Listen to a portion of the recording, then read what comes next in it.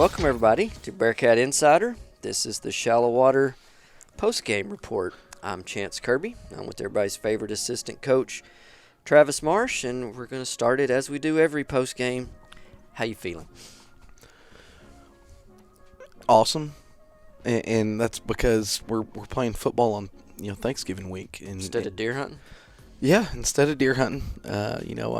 I'm not in a deer stand with a bow and arrow thinking there's nowhere else I'd rather be. I'm on the practice field and getting ready for a game. This coming Friday. Where there's no place else you would rather be. And there is no place else I'd rather be. At the start of every football season, the obvious goal in what every coach and kid should be working towards is a state championship. That is the ultimate goal. The ultra-realistic goal is I want to be playing football at Thanksgiving. That, to me, is a successful season. Now, that doesn't mean that I'm settling, because I would like to win a state championship. That would be really nice. I would like to understand what that feels like and experience that. You have an available ring finger? I have 9 of them. Okay. And if I get to the point where I have 10 rings, my wife will really understand for that time when I have to take that picture. Sure. That would be amazing. But Thanksgiving football is always the goal every year to make it through Thanksgiving, because once you get through Thanksgiving, you've proven that you're a good football team, and then every game after this is going to be a tough game, and we'll talk about that more later. But I feel really good about it. Shallowater was a good team. The whatever poll had them ranked number 3 in the state. Dave Campbell's AP. I think it's a combination of the two. Yeah, and we just beat the number 3 team in the state by 22 points. Yeah. And so what's not to feel good about? Yeah, and then also not necessarily a post game, but it certainly deserves mentioning. Ish picked up another offer this week already, right? He did, yeah. University of Kansas, Jayhawks. Yeah. Or maybe Kansas University, I don't know. The Jayhawks, no matter what. They extended an offer to him, and so that's exciting. And it's exciting that people are noticing whenever a good playoff team decided they were going to take Ish away. I think that their game plan was to limit Ish and to not let him run wild. And he still had 61 yards and was, very much a factor in the game. And that matters. Some may understand and some don't. How important that is, not just for Ish, but when you have someone like that on your team that's garnering national attention, that also benefits the other kids because they're looking at the game film, obviously, of the entire team. They're talking to you guys who are, I have no doubt, pushing other players. I mean, that trickles down.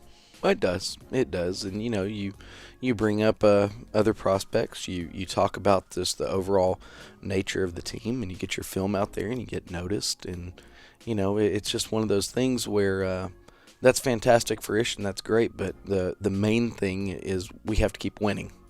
Because the more we win, that means there's more opportunity for more game tape, and we can kind of keep the hype train going for the Bearcats. And I assume it's all about contacts. I mean, you then have those guys' numbers in your phone, no matter where they may travel in their next venture. And if you have somebody else that you think they need to take a look at, you then can call them because you know them. No, absolutely. It's building relationships. Is what it is. And, as a high school coach, I don't control scholarships. I don't. I have no control. There's nobody that I can pick up the phone and call and force them to offer a scholarship. Now, I can draw attention to a kid, but ultimately it's up to the kid to earn that attention and to earn the eye of the college coach that's going to make him say, man, I want that kid. As high school coaches, we don't have much control. All we can try to do is put kids out there, and it's a lot like fishing. You get your hook and you set your bobber up and you put the worm on the hook and you cast it out there.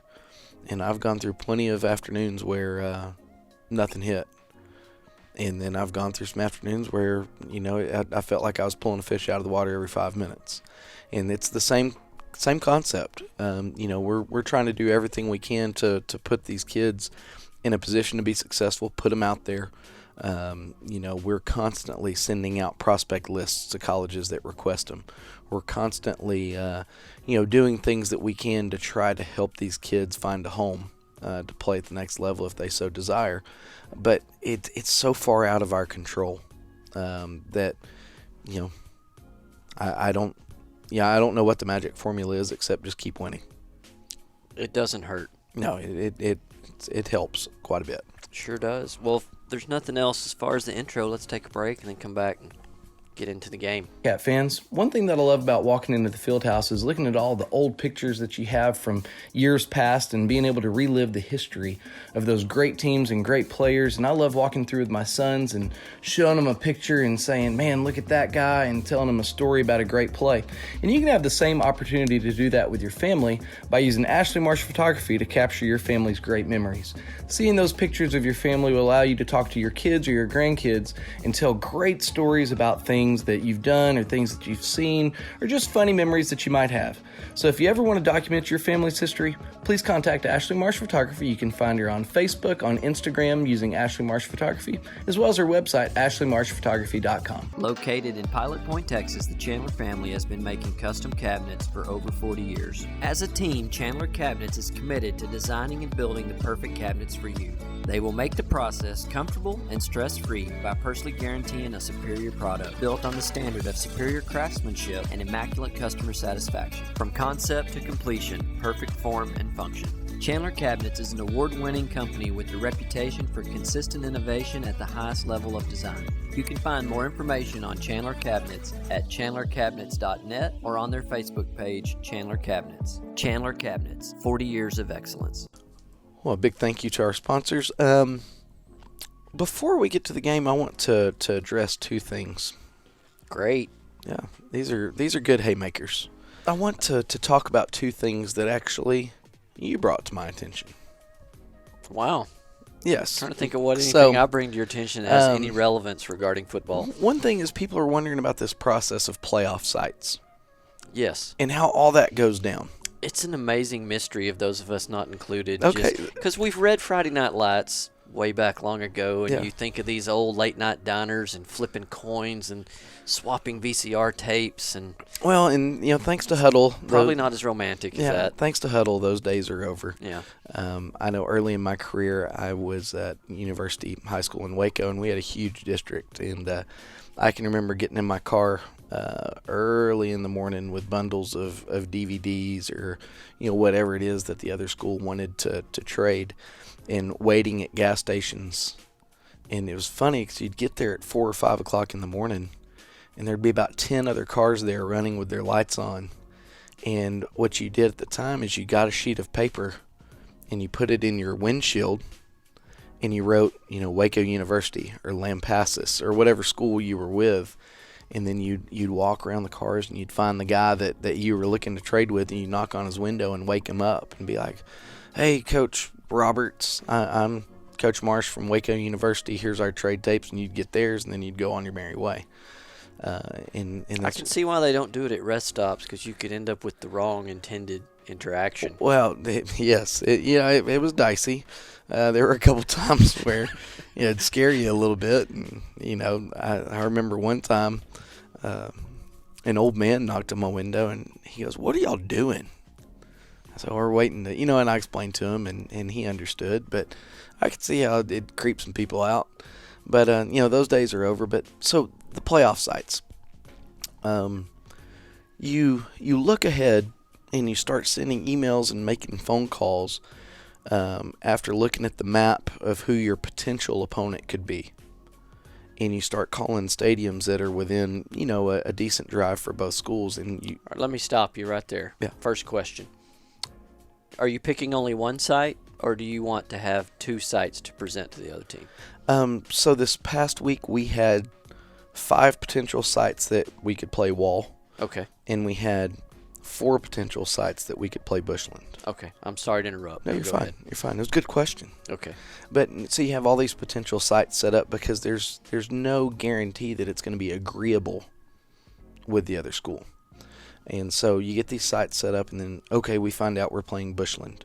Luckily, bushland, man, it was easy because they wanted to play it. at Vernon. You could get in a situation where we can't agree on a place, and so they say, well, we're choosing Amarillo or Abilene, and we say, well, we're choosing Wichita Falls. So we flip for it. That's how probably, and you weren't here then, but those that were driving to Breckenridge like I was, wondering how when we played Breckenridge in, I think, '07, how we ended up playing Breckenridge in Denton. Yep, and it was probably a home. Probably that situation. It was right probably there. a close flip. They had a site that they wanted to play at that was closer to them. We had a site closer to us, and so you flip for it.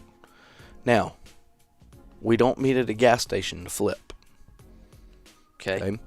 The way you flip is it's a zip code odd or even. So you're the head coach of Bushland. I'm the head coach of Timbuktu. And so we say, well, Coach, do you want to call it or do you want me to call it? Oh, okay, I'll call it.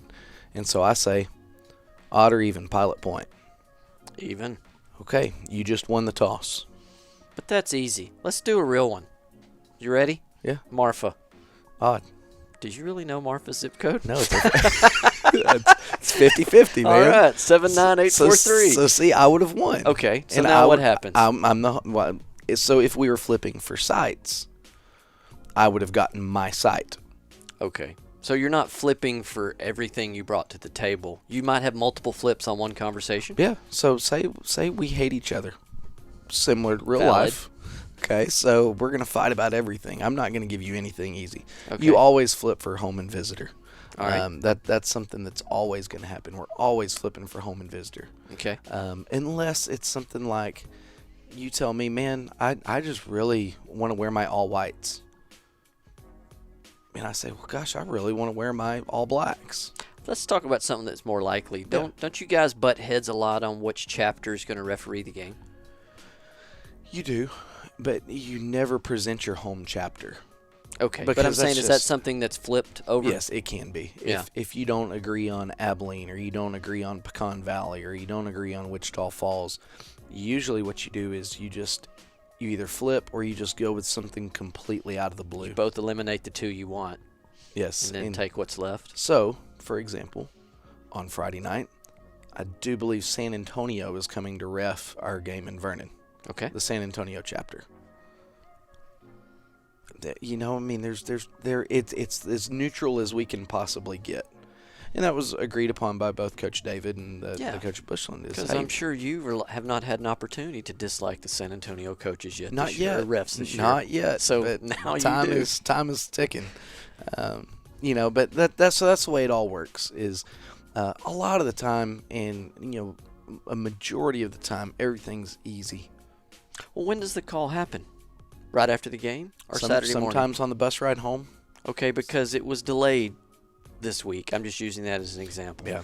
But from what I understand, it was delayed because Bushland had the convenient problem of having a volleyball team in the state championship. They did. So and I have no idea. understandable. I have no idea how that game turned out. I don't either. Since I don't have a dog in the hunt, go Bushland. Yeah. I guess I don't know. But it was delayed, and that's fantastic. That we don't have a problem with that. But usually it's a very, very amicable process. It's a difficult process. It really is. The amount of phone calls and emails and everything else that go into all of it just to try to set it all up sometimes is staggering. And now we're running into problems where there's schools that they're either still in the playoffs, or they're not going to host while their team's still playing, or they're just not going to host at all. And then you find schools, I guess, that are very into that. It seemed like Breckenridge was. I heard them discussing the playoff game they had the week before in the press box, and also heard them discussing the playoff games that they hope to get in the future. Absolutely, and it's a moneymaker because who gets the concession money? Breckenridge does, because they're the ones working it. Well, it's good for the community, too. I'm sure a lot of people ate in Breckenridge. Well, the Pit Stop Barbecue, who fed us after the game, they made 80 meals for us.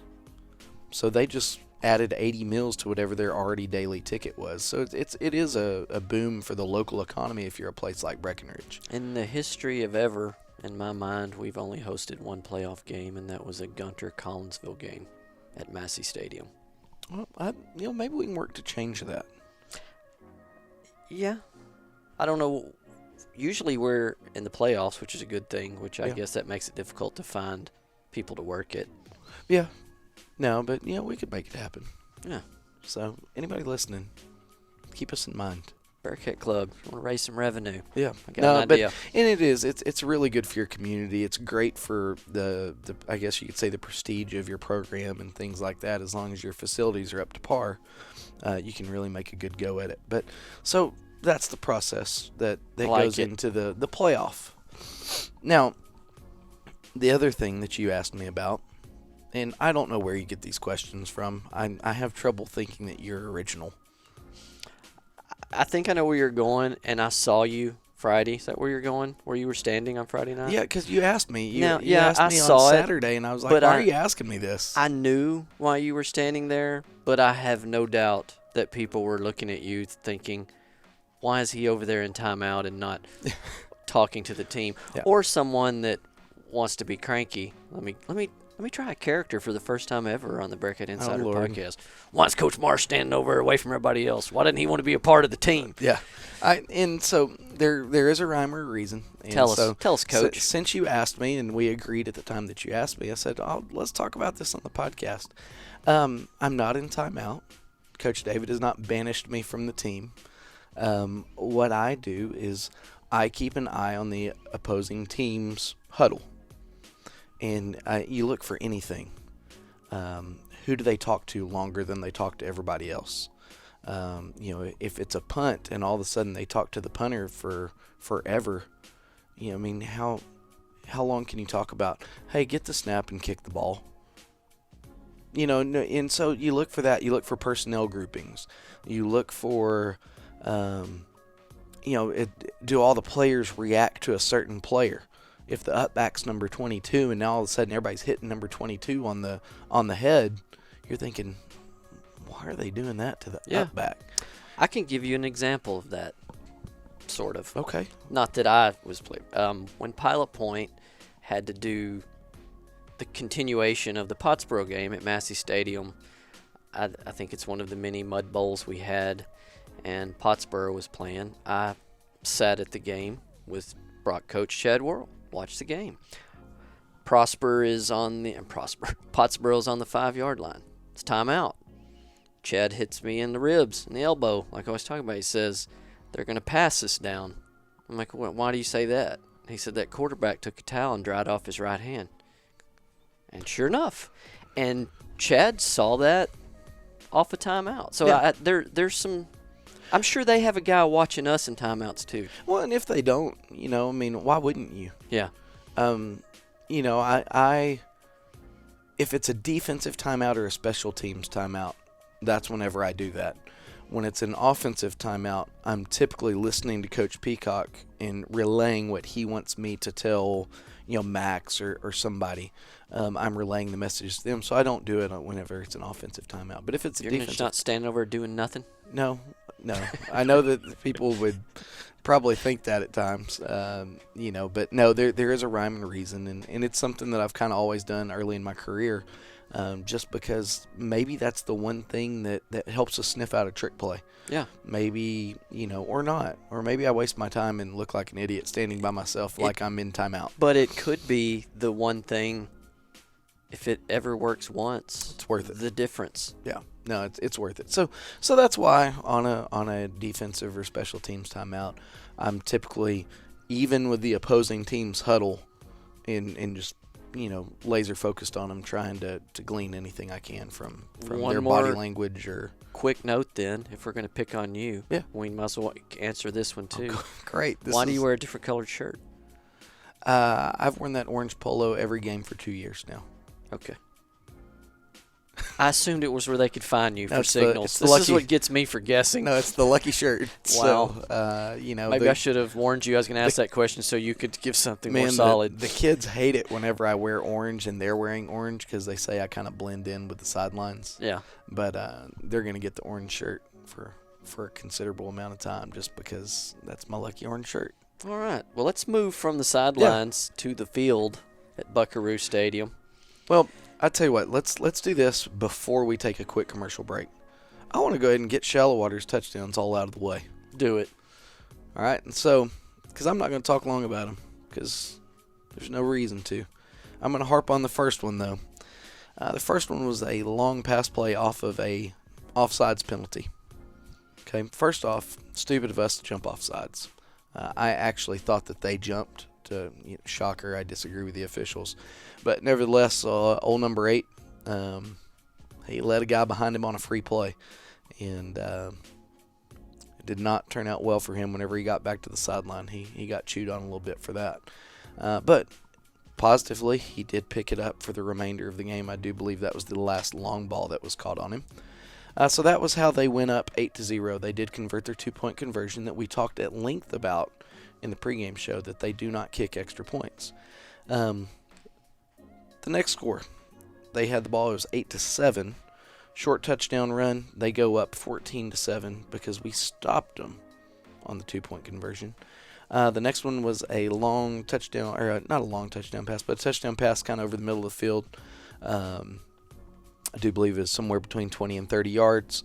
Again, they go for 2, and they do not make it. And then their final touchdown, which was, it wasn't in trash time, but the game was, we were on the cusp of putting it out of reach, and they kept it within reach by making it a 2-possession game again. It went from a 3-possession to a 2-possession game. It was just another short touchdown run up the middle. And so that is Shallowater scores: 4 touchdowns, 1 conversion, 3 missed conversions, which ultimately, in a close game, missing 3 conversions, that's leaving a field goal out on the field if you have a good kicker. And so I want to get those out of the way because I want us to focus most of our attention on the Bearcats when we come back from this break.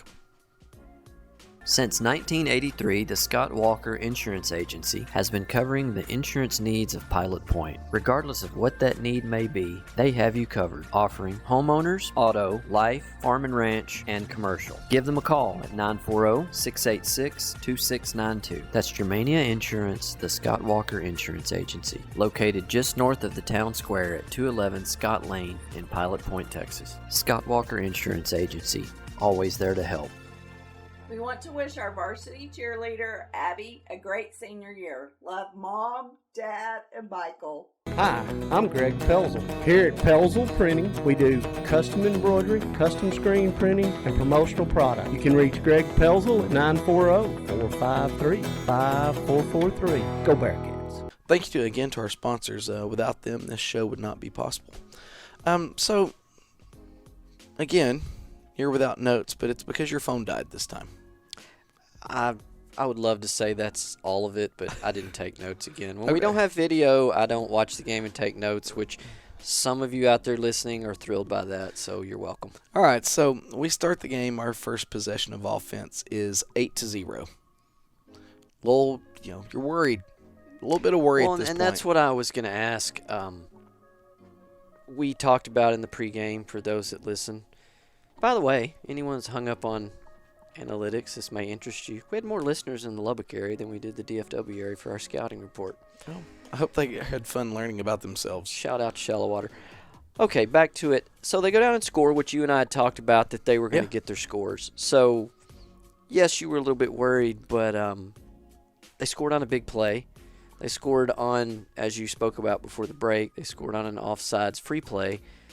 So you had to feel pretty good that they just didn't march it down our throat and do anything that we couldn't handle. Yeah, well, but at that point, you don't know which one is an aberration. Yeah. Them scoring or them scoring on a free play. And so there's a little bit of concern, especially they make the 2-point conversion, so now you feel a little bit of pressure for 8 points instead of 6 or 7. But, the good thing about having the coaching staff that we do, Coach Lane made the very smart decision of not chasing points. And just, was that made before the game, or was that an in-game decision? I can't help but think that, he and Coach David probably had thought about that before the game of, don't try to chase the points and just take the points. I think it makes it easier for a team like us when we have a quality kicker. 3 of them. Because we know, now one of them kicks more than everybody else, which is Joel. Yeah. But Danny Coyote is a fantastic kicker, and then we have a little because you brought it up. I'm going to say in pregame, not one, but both of our kickers hit a 43-yarder. Yeah. Yeah. And then Elias Alejos, who's a little freshman, he's awesome. Yeah. So we have a really good kicker problem. But I think that goes in, I would assume, that factors in when if you're giving up points on extra points, but you know that you got a field goal kicker that can make that up if you bog down. Yeah. Then you're in a good place. No, absolutely. So to go back to it, we were down 8-0. We worked the ball down the field, not with ease, but we were successful. And Max rolls out to the left, hits Aiden Cox in the flat. Aiden then proceeds to run smooth over their number one on his way to the end zone. So 2 receivers right, 1 left for the Bearcats. Max Holler's going to roll out left, looking to pass, and he hits Aiden Cox in the flat. Aiden Cox going to get inside the 10, run a man over, 5, touchdown! Woo! Man, he just showed his muscles there. He hit that truck stick. Yeah, truck stick on Caleb Batson, he came up and looked like he was in position to make a tackle, but didn't look like he really wanted to make the tackle. Aiden Cox ran him over and gets in the end zone. Fantastic job by Aiden. Great job by Max. We kicked the extra point. It is now 8-7. Okay. Yes, sir. They get the ball. They go score. It's 14-7. Then Max happens. There. Bearcats going to take the ball first and 10 at their own 26. First play is going to be a Max Holler run up the middle. Breaks the first tackle, picks up a block from Mish Harris, and this is going to go 30, 20, 10. You're not catching Max Holler. One play, 75-yard answer for the Bearcats. Okay. Ran off the left side, and block assignment's got a little wonky, and somebody got a hand on him. Yeah, it kind of spun him. He kind of spun a little bit, but Max, being Max that he is, man, he gets a step, and it's over. And I think that's the first time in the game that they got a real taste of his speed. He did break away, for lack of notes and not watching the tape, I'm going to say a 15-yard run down the right side. But they had people deep to kind of they contain corralled him.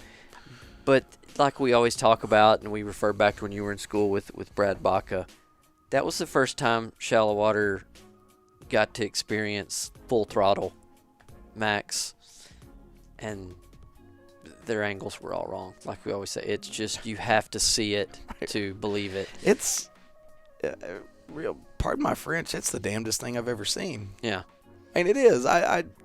He is. I don't know if he's out of gears.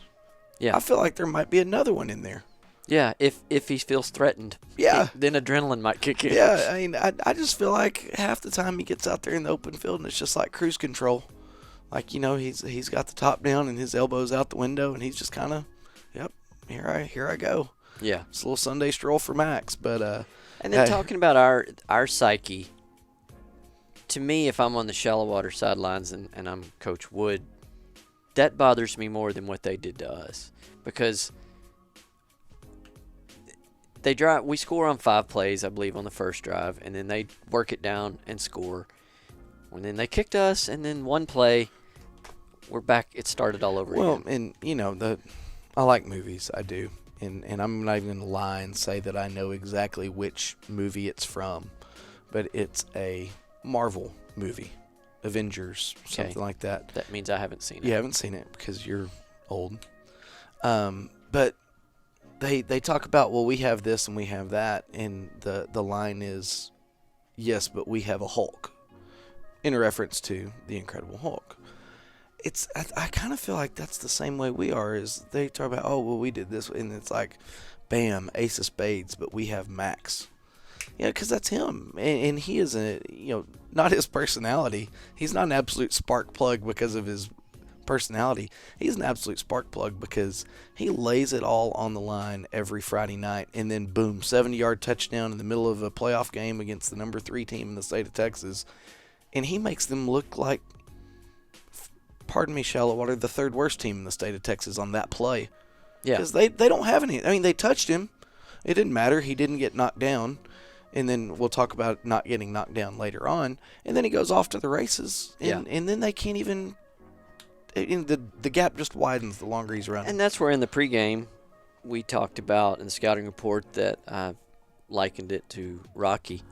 And that's the first time, in my opinion, that you would have heard the montage music. Yeah. That, uh-oh.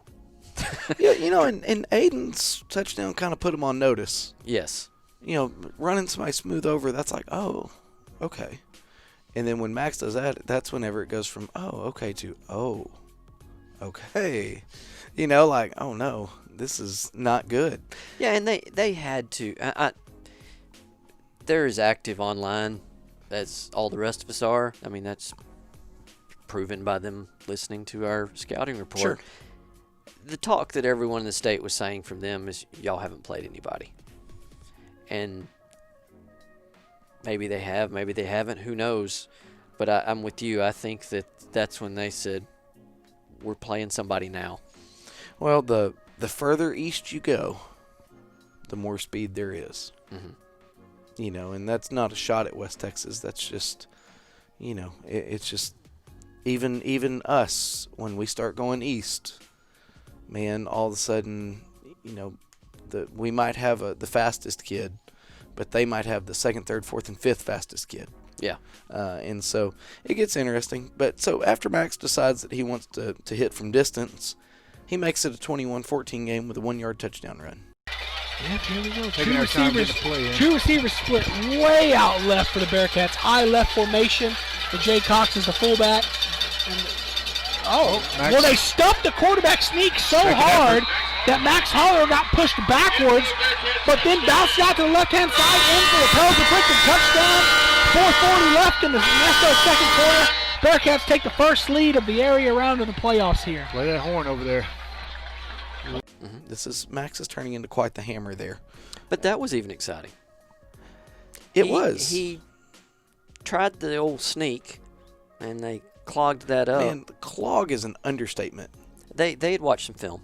Yeah, they hit Max hard. That linebacker spiked in there and nailed Max. Yeah. So he just puts it in reverse. He just gathered himself and went to the edge. Yeah. And so, Max is, like I said, he's a tough kid. He Yeah. really is. He runs hard. And we're thankful to have Max. So that made it 21-14. Then Ish hammers it in from 2 yards out. One? Yeah, hit the one, so they're going to get in the I formation under center. And this one's going to be a handoff to Ish Harris, and they actually stand strong. We'll see where they're going to get in. They're going to mark him in. They gave it to him. He's just too strong, man. So they had him. Strong. Yeah, they had him. He's just too strong. Go ahead and flex. Let's see the flex. Okay, Ish is going to keep it. He's going to keep it in his arsenal for the next touchdown. Yeah, well, that was, you know what, he deserved the flex on that one. I know, that's why I expected the flex, because, man, he made it all happen with that second effort. Yeah, Ish did a veteran move, in my opinion. When he got held up, he reached out and he held the ball. He put the ball over the line. Well, in or not in, I don't remember exactly if he was or wasn't in, but doing that at least makes a referee have to think about it. Oh, he was in. And There's no question. The extra point got blocked. It did. And that's the scary part. Scary part, yes. I think for two reasons. One, because they always go for two. That's the first reason. And then we obviously lose a point. And they could go get another two to make up for the times that they had missed. Yeah, and so that's kind of the scary part whenever we got that extra point blocked. So here we are in the middle of the third quarter. We're up 27-14. And what do you know? Number 12 hits it from distance again with a 60-yarder to make it 34-20. Bearcat offense have a chance to respond. And Max Holler keeps it coming to the backside, picks up a block. Come on, Max. 50, 40, 30. He's got the corner. 20. Come on, Max. He's tripping. Let's go. What a run! Hallelujah. Run. That was the best run I've seen all year. Max makes these long runs that he's untouched look so impressive. It's crazy to say, but he does make them look easy. He does. But it's only because he's so fast. I know they're not easy. No. But when you are literally 3 gears faster than anyone trying to tackle you. And it's Gale Sayers, he used to score all the time for the Chicago Bears, really long touchdowns. And with him, it was poetry in motion. It was he was cutting in and out of crowds and, making people miss and all that. But, Max is a different kind of poetry in motion because it's just fast. He doesn't have to make somebody miss because they're behind him quickly. Yeah. And so that makes it 34-20. At this point, it's a 2-score game. Still, with their ability to go for 2, we're not out of the woods. But, however, at that point, if they scored twice and went for 2, it would make it 36-34. We still have a kick to win it with people capable of kicking it. But we don't have to worry about it for long because we make it 41-20 off of Big play Jay. Big play Jay. Max to big play Jay. Trips left, tight and right for the Bearcats. Ish Harris next to Max Holler. Snap. It's going to be a pass play. Jay Cox in the seam. Somebody's got to tackle him, but they can't because they can't catch him. Big Touchdown, play Jay Cox. Jay. What, 53 yards? You can't tackle what you can't catch. Get you some of that. In the lead. Now Big Play Jay turns on the burners and outruns the defense. Which was, no offense, Jay, he found a gear that I really haven't seen a whole lot of. Since Ponder. Yeah, he was gone. Mm-hmm. Because there were 2 people that should have made that tackle that had the angles to. The free safety who he ran underneath, and then the outside linebacker who was coming from the line of scrimmage towards Jay. They both theoretically had the angle, and it didn't matter because Jay turned on the jets and he was gone. And so it's 41-20. They score on I do believe, a short touchdown run to make it 41-28. Back to a 2-score game. But with time winding down, it was concerning, but it wasn't just like, oh my gosh, hit the panic button. I didn't have the Castleberry feeling where I was like, these guys run such up tempo that they can score 2 times in 60 seconds. I didn't get that feeling from these guys, but it didn't matter anyway because Max again hits Jay in the back of the end zone for a 14-yard touchdown. Play action pass. Max Holler looking end zone. Look at this. Has a man. Okay. Got touchdown. Big play Jay in the end zone. I can't believe it. Hey, you know what? You keep putting points on the board. It doesn't matter how much time is left. You got a 15-point lead. You keep putting points on the board. You don't have to worry about the clock. Ryan and John were questioning that on the radio call. Usually it's me questioning the clock play. But, we were snapping the ball with 19 and 20 seconds still left on the play clock. That was never a discussion on, hey, let's milk this clock a little bit. But then as John and Ryan so eloquently pointed out, if you just keep scoring touchdowns, the clock really doesn't become... and that's the thing is, points overrule time. Yeah. And then the other thing is for the sake of the rhythm of the offense, if you start waiting and they start catching that lull, any positive momentum that you have where you feel like you're just dominating them, you lose it, even though you're doing it for a really good reason. If we're not going, which we did punt for the first time later in the game. 3rd quarter. But if you're not going 3 and out and you're not, if we're going fast and punting, it doesn't make sense. Yes, let's burn the clock. But if we're going at normal speed and we're getting normal results and we're converting and moving the chains, then the rhythm kind of trumps the strategy. I thought, talking about keeping the tempo up, I thought they looked tired. Well, and that's why we didn't want to wait. When we looked across the field, we were in better shape.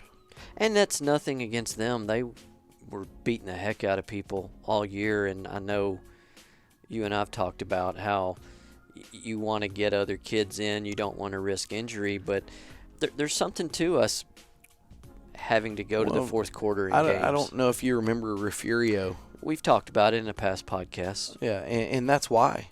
People got mad at him for running up the score. But when your eyes are on a bigger picture, people, they can, I guess, just complain. You're not doing it to be a jerk. You're not doing it because you can.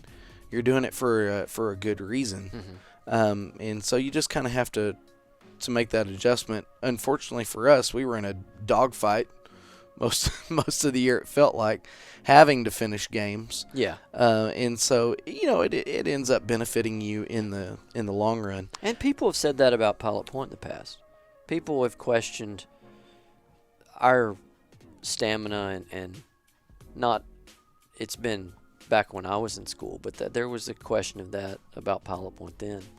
Yeah, and practice you can only simulate so much. We can only run so much in practice to simulate a game.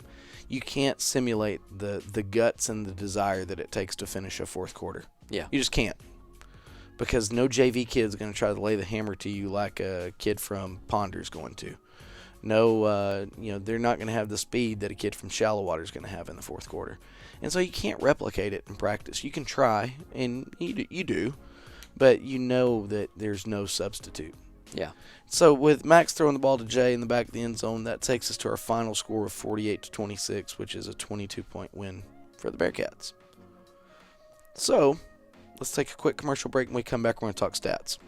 Pelzel Barbershop and Salon and Southern Junkies has been home of the Bearcats since 1973. Whether you are looking for a classic crew cut or the perfect game day outfit, we have you covered. We carry a few fan favorite brands including Hey Dude Shoes, Judy Blue Jeans, D Supply Clothing, and Orleans Candle Company. Come check us out on the north side of the square in downtown Paula Point or online at www.southernjunkies.com, and that is junkies with a Z. And don't forget, go Bearcats! There is no better source for local news than the Pilot Point Post-Signal. Pilot Point Post-Signal has been covering Pilot Point since 1878, providing award-winning top-notch coverage of Pilot Point and the Pilot Point Bearcats. You can start your subscription today by going to postsignal.com and signing up for their special, which is 2 months free of the digital and print copy, or you can call their phone number at 940-686-2169. The Pilot Point Post-Signal, the best source for local news. Okay, we're back. Thank you to those sponsors. We're going to cover the stats, and I have those in front of me, and we'll just start with the first stat on the list here. Max Holler, passing, 9 attempts, 8 completions, 142 yards, 3 touchdowns. Nice. Well, the first thing that people are going to say is those stats are wrong. He threw 2 incompletions. I didn't even cross my mind. He did. Okay. He threw an incompletion to Jay on the first drive of the game. It was Wow. nullified by a holding penalty. Or Okay. no, lineman downfield. Oh, I'm glad you said that. I was just about to get on to our statistician. Yeah, no, it was lineman downfield, so that incompletion is therefore null and void, so that's why he was 8 of 9 instead of 8 of 10. Well, that really helps that rating. Yeah, well, and I think if you put all of that in the calculator, it would be a perfect rating for Mr. Max Holler. Oh, really? On the NFL scale. It's 167.8. That's not a perfect rating on the college scale. Okay. Because I don't another debate for understand it. another day. It's math, so Yeah. you lost me. It's all formula based. But no, great game by Max. 3 touchdowns, no turnovers. 2 of the touchdowns were to Jay Cox, and the other one went to Aiden. It just Max. To go back to your point and use big words that you've introduced, his maturation as a passer just continues to develop. He threw a little play to Ish where he showed such great patience waiting on the play to develop. And It was an 18-yard pass. see, there you go. It was, yeah. And that's just that people say, oh gosh, that's easy. You do it. While they're bearing down on you and you're just backpedaling to save your little life. And then you calmly throw a perfect pass for Ish to go up and get and go get 18 yards. His maturation as a passer is bar none. Probably the biggest key to the Bearcats' success right now. Oh, yeah, absolutely.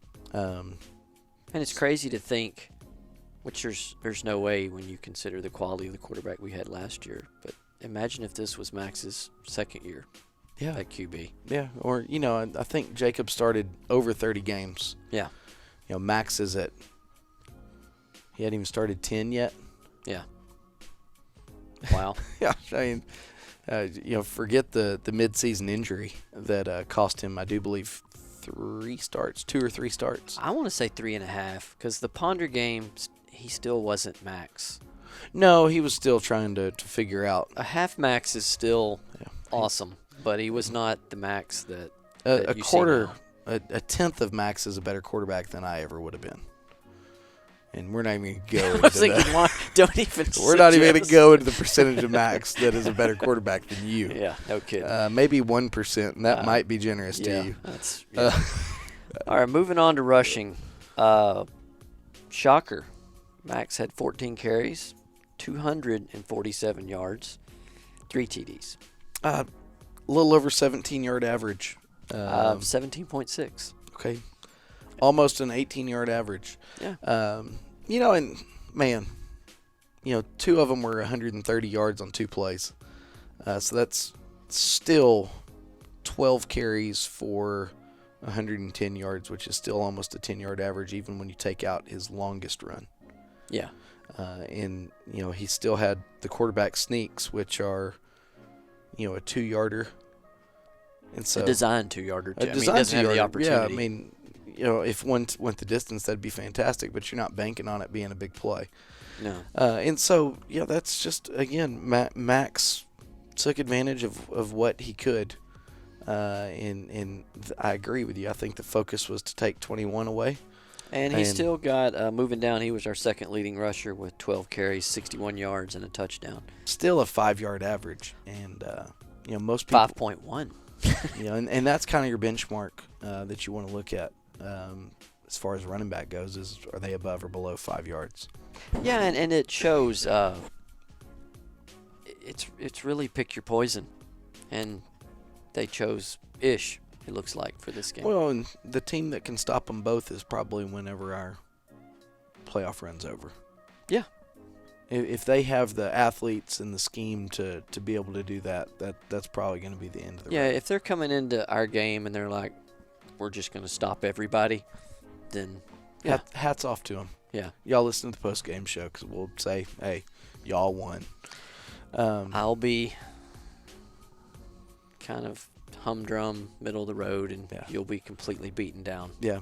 I will be, but maybe we won't have to talk like that. Hopefully not.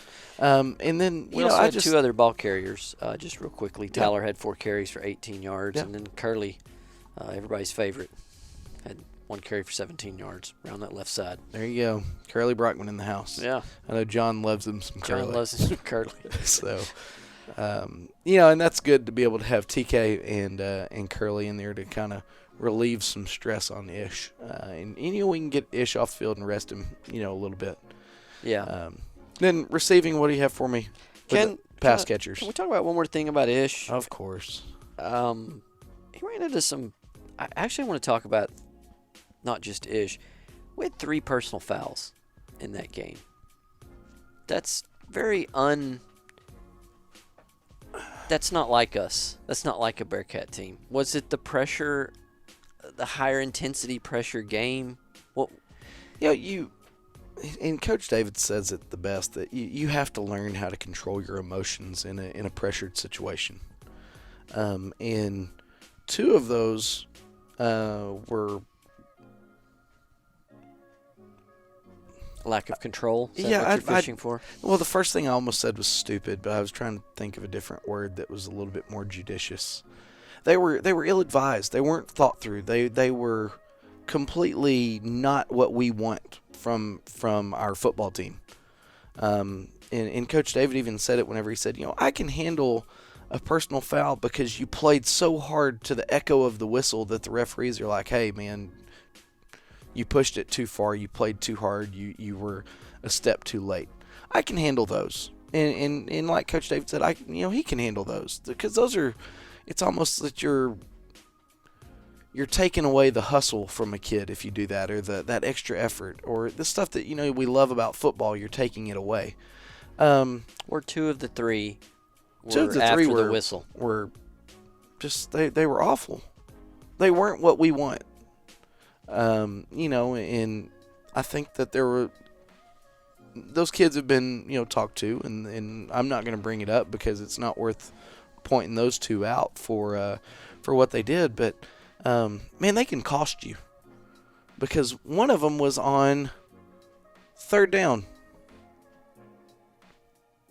So they were about to punt. It was going to be 3rd and 15 on their side of the 50, and then we get a stupid penalty that gives them a 1st down, and then they ultimately score. That could have had long-lasting implications. Those are the types of penalties that will send you home in the playoffs against good football teams. And then on the other one, they had already gotten a personal foul whenever they shoved somebody into our sideline and it was late. and then we decide to run our mouths and get a second one. Or I'm sorry, our first one. So Offsetting. it offset. But we had already gained our 15 yards. The referees had already done their job. Except they should have blown the whistle faster, and it never would have mattered anyway. Nobody would have gotten a personal foul then. But, you just have to, why? What can you possibly say at that point to that other team that is worth that 15 yards? I'd like to hear it. Explain to me the third one. Third one is absolute bullcrap. I'm confused by it. All right, so they called Ish for a personal foul. It wasn't targeting, because targeting is a whole another ball of wax. Yeah, that would cost him a game. That would cost him a game and an ejection if they thought that it was with the some intention. Ish launched himself, probably with the intent to take a kid's head off, but he missed. And he was trying as hard as he could to knock this kid's block off. I think he wanted it, but he missed. And my message to this referee crew from Abilene would be, you cannot throw penalties based on the kid's intention. You have to throw the penalty based on the result. And then that's what I asked you when I was confused about it. So if he went 20 yards beyond the play and is out there on the field by himself launches himself headfirst into the air, wanting to injure someone, but doesn't hit anyone because he's 20 yards away from the action. It's not a penalty, but for this crew, that might have been a penalty. That's what I'm getting at. It is the same thing he did. Or if you they rewarded him for his inaccuracy. If you were running the ball, and as much as I don't like you, I'm sitting there and I'm thinking to myself, if I could ever catch him, I'd grab him by the face mask and twist his head around. Spin move, I'm gone. Okay. All right. So if they're then I pull a hand. If they're judging my intent, then throw the flag. But it's going to be a long game if we're throwing flags on intent. And that's that's the thing. You have to judge the result. And if you don't know, don't throw the flag or call it a catch. If you don't know that it's a catch, don't say it is a catch. And that's another shot at them. Pulled a scab off of something there, didn't we? I'm telling you. But in any case, those were the two personal fouls that really mattered, were those very uncharacteristic and very disappointing personal fouls that we had. Those of you that do know what we're talking about, I have a great still shot of the ball on the ground before he catches it. You can find that in the photo album on It's not in the photo album. That was Molly Holloway's fine video work that I paused a freeze frame. That's not a still shot. Ask Chance, he'll send it. Yeah, I can text it to you. Holler at me. So yes, thank you for bringing up penalties. Yeah, well, I mean, I had to ask. I don't think we've had 3 personal fouls in a game all year. Now, I know I always harp on the refs. Always. If anybody were to watch me through the course of the game, more times than not, I'm arguing with an official. I have to apologize, and I did at the game. I was going ham on the guy on our sideline about the fact that they gave him a 1st and 5. I was like, you didn't even move the sticks. What the heck's going on? Yeah, I can't believe that. And he looked at me. He said, Coach, on 1st down, y'all jumped off sides. That's where the 5 yards came from. I sat there. I got real quiet. I said, sir, I'm sorry. For this time. My bad. And so then I was quiet for the next few minutes because I felt bad. Because, I mean, I was ripping. Do you think there's a picture of you somewhere hanging on a wall that they see? Kind of like Johnny Joe's here in Pilot Point used to do with hot check writers. And it's like, do not take a check from this person. Yeah, this guy, yeah. Do you think your picture's somewhere? I'm not that bad. Okay. Moving on. Receiving. 104 yards is our leader. That'd be big play Jay Cox. 6 receptions, 104 yards. Longest of 53 with 2 TDs. And then Aiden with 1 catch for 20. And Ish, as we talked about earlier, 1 for 18. And Aiden hit pay dirt on his catch. He did. 1 TD, yes. Yep. After that, let's see here. Let me have it sorted out. Something that I think is awesome. Total yards.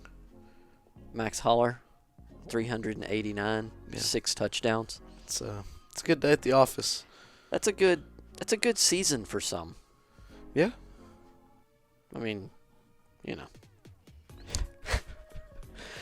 Or some teams would like that. Yeah, they're true.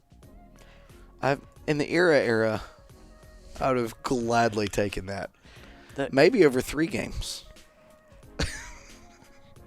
Leading tackler, Jay Cox. He led last week, only playing a half, and he ended up with 12 total tackles, 11 solos, 1 assist. And he was also one of the defensive players of the week in the Dallas Morning News. Saw that. And then also something that you pointed out on Twitter when you were, not a Twitter battle, but a Twitter comment string. Sure. I don't know what the correct social media term is for that. I think you were talking to a guy at a paper. But in addition to Max's 389 total yards and 6 TDs, Max was the second leading tackler on our team with 11 total tackles. Well, say that he plays an important role on our team is an understatement. It's my favorite Twitter hashtag. Hashtag pilot point to the max. That's true. I love it. And, of all the success that we have, and all the kids deserve it, I'm happy for all of them. They've worked their tails off to get to this point. And, I wanted to make sure that we talk about all these yards and touchdowns, and Aiden scored this and Jay scored that and Max did all these things. There's one common denominator, and we talk about him every week. And that's that offensive line. It is. And, if a team tries to take away Ish and he averages a little over 5 yards a carry, and that's a testament to those guys. Max in going off for almost 250 yards rushing. That's a testament to those guys. Sure, Max is fast, but Max is not very fast whenever his tail ends on the ground. Yeah, and in my defense, Max Preps does not have, as far as for our school, lineman statistics. So when you see me making those posts of the statistical leaders, I only can go by the statistics that I'm given. Yeah. And Max Preps doesn't have any, so... Well, and, if we had those available, I'd be more than happy to talk pancakes. Yeah. Except I'd get hungry. Or whatever. But since we're talking about linemen, tell us who they are. Let's name them. Pop quiz. All right, left tackle. Starting left tackles, Aaron Stripmatter. Left guard is Dak Morgan. Center is Caleb Holloway. Right guard is Jacob Scott. Right tackle is Colin Haynes. And then at tight end, we've had Aiden Cox and Cade Carter. And then also Troy Tincher. At times it's been Gavin Wheeler in the rotation, and then Ryan Riney in the rotation up front. And they're all doing their part. They are, and it is as impressive to watch as anything else. And those guys do fantastic. And I know that everybody says, well, that's just part of being a lineman. You do all the dirty work and get none of the credit. Bull crap, I just gave you all the credit because we couldn't do it without them. Because like I said, Max isn't very fast whenever he's on his back. No. Ish isn't very fast whenever he doesn't have a hole to run through. Max wouldn't have time to throw the ball and get all these touchdowns and yards for Jay and Aiden and Aston and Avery and all those guys if he didn't have time to throw it. And so hats off to the offensive line. Like it is with any game, the team that blocks the best and tackles the best is always going to be the team that wins. Thankfully, our guys block pretty deadgum good. Absolutely. Now moving back to statistics that are actually on Max Preps. Yes. Sacks, team total, 2. To quote, I do believe the 70s song, Family Affair. Yeah. Sack game was a family affair. Yep. Aiden and Jay both had 1. Yep. It's like, hey, brother, meet you at the quarterback type thing. And they could do that more often if they'd like to.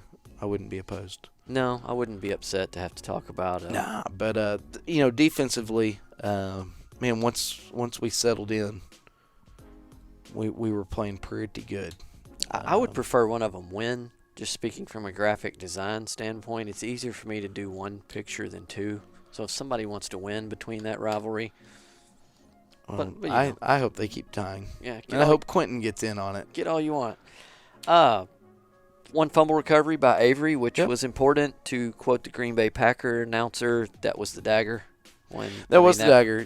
Their last kind of sign of hope. They were rocking and rolling, moving the football a little bit, and Avery dashed their hopes against the rocks of reality. That was big, wasn't it? Man, where'd you read that? You I stole didn't. that out of I some. didn't. No, I just came up with it. No way. I'm serious. All right, but that's it for the statistic Yeah. run through. Got anything else in conclusion? Oh, I do, real quick. I spoke to some Shallowater people at the end of the game.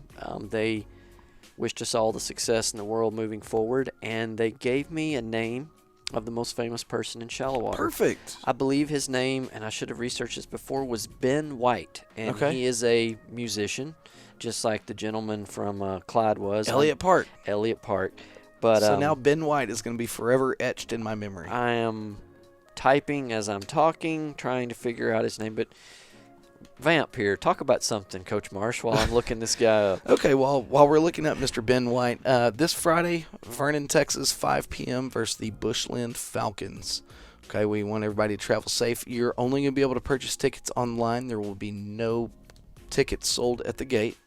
That link is posted on the school's web presence, and then it'll be posted on ours as well, which is at pilotpointbearcats.com, and you can find us on all social media platforms. Also, we have a special guest bringing us Who Are They About Bushland. Who is that? I'm not going to tell you. Okay. You're going to get surprised like everybody else. Well, backing up to the Who Are You Yeah. scouting report, Ben White. You can find him on Twitter at Ben_White_65. So I'm Okay. going to guess he's a little older than me. He is the lead guitar player for the Randall King Band. Okay, # Fender amps. So he must like him some Fenders. that's cool. So according to the Shallowater fans, that's him. That's their most famous guy. Once again, I offered to trade him Tiger King Didn't take for the bait. future considerations. They didn't take the bait. They weren't interested. Until So the Tiger King gets out of the slammer, yeah, which those are legal things that we can't comment on. that's right. Sorry, I cracked myself up. So shout out to you, yeah. Ben, in Shout out to you, Shallowater. Ben. They will not Hey, trade you for the what was Tiger King. What was the name of that band? That is the Randall King Band. Okay, give me 2 seconds. And his last, his Twitter's not real. He's not real heavy on in the Twittersphere. His last tweet was from 2017. Hey, and you can find Randall King on Spotify. There you go, Randall King. All right, and But so it's not Randall King. It's Ben White. Ben White, but you can, in a roundabout way, support Ben White by supporting You Randall certainly King. can. So, Bearcat fans and you Shallowater fans that might, for whatever reason, listen to the post game. And if y'all stuck through all this, I appreciate it. Yeah, and shout out to Ben White. But we talked about the playoff game. It's coming up. Online tickets only. I think that about wraps it up. Man, Oh, I really, do have one more quick hit about Okay. Shallowater. Their coach is out of the coaching tree of my brother's, follow me closely, grandfather-in-law, Harold Mayo. okay. Harold Mayo speaks very highly of Coach Wood. So if Harold Mayo, I can promise you, speaks highly of Coach Wood is a good guy. And I spoke to Coach Wood briefly, which I know was terrible timing, but I'm never going to see Coach Wood again to ask him. And he, you could tell, thought as highly of Harold Mayo as Harold thinks of him. Well, and Coach Wood's class act. Yeah. So hats off to Harold Mayo, and Brian Wood, Ben White. and Ben White, Yes. and Randall King. Yeah. Anybody else? All right. Need a shout out. Greg Pelzel. Next week, we're moving on to Bushland. All right. That Hey, special guest. big thank you to our sponsors, the Pilot Point Post Signal, Southern Junkies, Pelzel Printing, Chandler Cabinets, Ashley Marsh Photography, and last but not least, Dana Walker with Germania Insurance. Without the support of those local businesses, we couldn't bring this awesome podcast to you. And so, Bearcat fans, please go support our local businesses like they support us. And as always, go Bearcats.